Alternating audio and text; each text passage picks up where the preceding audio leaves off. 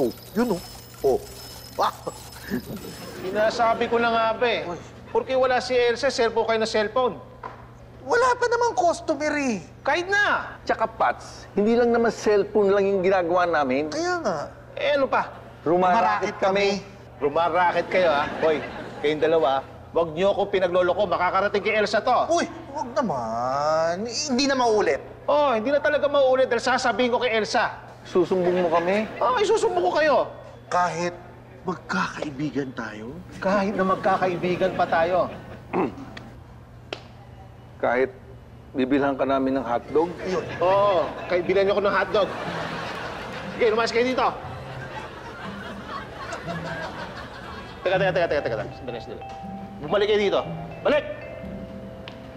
Bakit? Silang hotdog. Baba nila. Yes, babalik na si Sir Pepito dito sa office next week. Kaya alam niyo na ha, kung anong regalo natin sa kanya. Ay, hindi pa, no? Ngayon mo lang kaya sinabi yun. Uy, kung bibili kayo ng mga regalo kay Sir, sa akin na lang kayo bumili, ha? Marami akong bago dito ngayon. Ay, tumahimik ka nga. Tumahimik kayong lahat.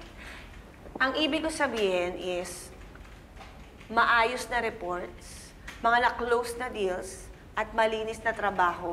Yun ang regalo natin kay Sir. Okay, para hindi na siya ulit, high blood sa atin. Boring naman. Ay, akala ko pa naman, bibigyan natin ng surprise party si Sir. Ay, oo nga, that's a good idea. And I'm sure Sir will like that. Kaya nga. Pwede ako tumulong magplano. Janice, okay lang ba? Total, para kay Sir naman to eh. Pwede naman. Basta provided, hindi niyo mapapabayaan yung mga trabaho niyo. Okay? Oo. Sige, tatawagan ko si Ma'am Elsa, sabihin ko sa kanya yung plano.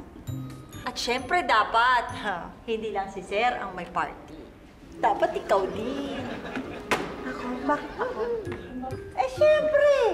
Di ba, babalik na nga si Sir. So, ibig sabihin, mapabawasan na yung mga trabaho mo. At mababawasan na rin ang... Nang ano? Nang sweldo? Hindi! Ang stress mo! Alam mo, totoong-totoo ka dyan. Simula nang sinalo ko yung mga trabaho ni Sir, ramdam na ramdam ko, hindi lang trabaho ang nadagdag sa akin, pati edad ko. Ang lakas ng pakiramdam ko na gano'n. Correct! Yes. Pero alam mo, may isa dyan, ha? Kahit anong mangyari, hindi talaga mababawasan. Alin? Ang alin? Ang stress ko? Ng edad. Char lang din bakla. Uy, joke lang. Lagi lang. Hindi naman nababawasan ng edad. Dumadagdag. May nakita na eh. Ano mo eh? Hoy, kayong dalawa, kayo dito. Tapatin niyo na ako. Saan niyo kinuha yung pinalibre niyo sa akin? Eh, sa racket nga namin. Ano bang racket yan? Promise, hindi mo sasabihin kay Ma'am Els. Ano nga racket yan? Eto! Ano yan? Hindi, ganito Tataya ka lang. Yun. Pag swinerte ka, pwedeng dumoble yung tinaya mo. Sugal yan, bawal yan. Ano ba? Eh, hindi naman malaki yung mga tinataya namin dito. Eh, kahit na. Sa una, siswertihin kayo. Pero sunod-sunod na matatalo na kayo hanggang sa mabaong kayo sa utang. Kaya kailangan nga dyan, diskarte. Yun. Magaling ka dyan. Oh, pero kahit na diskarte, magaling ako dyan, sugal pa rin yan. Kung ako sa'yo, subukan mo na. Hindi ko susubukan yan. Sugal yan. Ito naman, susubukan lang, Hindi, ganito, Ito, subukan mo to, Laruin mo muna yung sa akin. Pag nanalo, sa'yo na. Oh, Ngayon, gawin mong pondo yon para makapaglaro ka dun sa cellphone mo. ay, ang ganda. Diba? Ganda ng offer mo. Galing. Sigurado ka. Sa akin, pag nanalo. Oo nga. Eh, pag natalo, Ayos lang. Huwag mo intindi kasi napanalunan ko rin naman yun. Kaya walang mawawala sa...